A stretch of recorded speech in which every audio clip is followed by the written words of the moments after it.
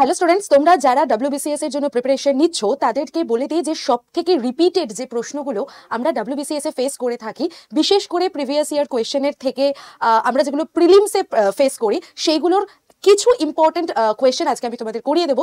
যেরকম ফার্স্ট কোয়েশ্চেনটা দেখো, এটা ভারতীয় অর্থনীতি থেকে এসেছে যে ভারতে টাকার নোট ছাপানোর দায়িত্ব কার রয়েছে।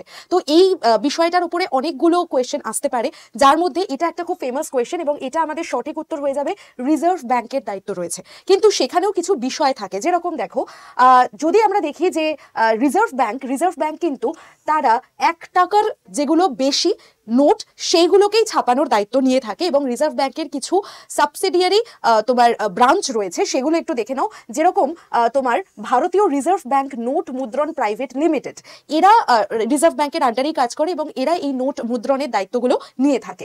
এছাড়া প্রিন্টিং প্রেসের মধ্যে যদি আমরা দেখি তাহলে দুটো জায়গাতে প্রিন্টিং প্রেস মূলত অবস্থিত। এখান থেকেও প্রশ্ন দেয়, একটা তো এটা বলেই দিলাম বিআরবি এনএমপিএল, এবং যেটা তোমার শালবনীতে রয়েছে ওয়েস্ট বেঙ্গলের মধ্যে, এবং আরেকটা রয়েছে কর্ণাটকের মাইসোরে। তো এই দুটো জায়গার নাম খুব ভালো করে মনে রেখো। আরেকটা হলো এসপিএমসিআইএল, এদের যে প্রেসটা রয়েছে সেটা নাসিকে অবস্থিত যেটা মহারাষ্ট্রে, এবং দিওয়াসে অবস্থিত যেটা এমপিতে। আর আরেকটা ইম্পর্টেন্ট পয়েন্ট মনে রাখো, সেটা হলো মিনিস্ট্রি অফ ফাইন্যান্স, যারা তারাই একমাত্র ওই 1 টাকার যে নোট বা 1 টাকার যে কয়েন সেটাকে মুদ্রণ করে থাকে, এবং অন্যান্য যাবতীয় যা 5 টাকা 10 টাকার যা কয়েন হয় সেগুলো কিন্তু মিনিস্ট্রি অফ ফাইন্যান্স যারা তারা মুদ্রণ করে থাকে। তো এটা গেল একটা ইম্পর্টেন্ট ফ্যাক্ট।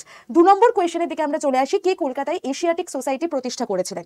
আরেকটা খুব গুরুত্বপূর্ণ প্রশ্ন, বারবার এইটা পরীক্ষায় আমাদের প্রশ্ন এসেছে। সঠিক উত্তর হয়ে যাবে উইলিয়াম জোন্স। তো উইলিয়াম জোন্স আমাদের এশিয়াটিক সোসাইটির প্রতিষ্ঠাতা। এশিয়াটিক সোসাইটির কথা যদি আমি বলি, এটা তৈরি হয়েছিল 1784 সালের 15ই জানুয়ারি।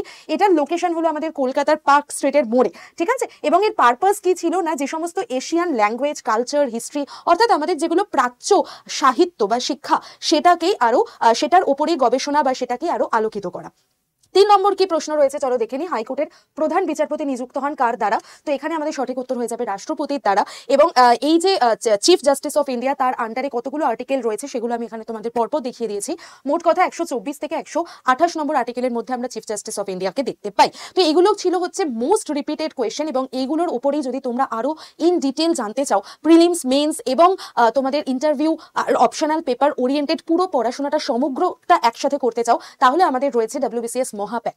সেটাতে কিভাবে যোগাযোগ করবে বা কিভাবে ভর্তি হবে তার জন্য উপরে এই নাম্বারটা লিখে দিয়েছি, দেখো। এই নাম্বারে হোয়াটসঅ্যাপে তোমরা আমার সাথে ডিরেক্টলি কন্ট্যাক্ট করে নিতে পারো। আর তোমরা যদি আড্ডা 24/7 অ্যাপটা তোমাদের ফোনে থাকে তাহলে সেখান থেকে ডিরেক্টলি ব্যাচটাকে নিয়ে নিতে পারো। সেক্ষেত্রে Y1012 কোডটাকে অবশ্যই ইউজ করো। তো এভাবেই আমি তোমাদের আরো অনেক প্রশ্ন নিয়ে আসবো। কেমন লাগলো সিরিজটা প্রত্যেকে জানিও। সকলকে অল দ্য বেস্ট যারা যারা ডব্লিউবিসিএস এর প্রিপারেশন নিচ্ছ।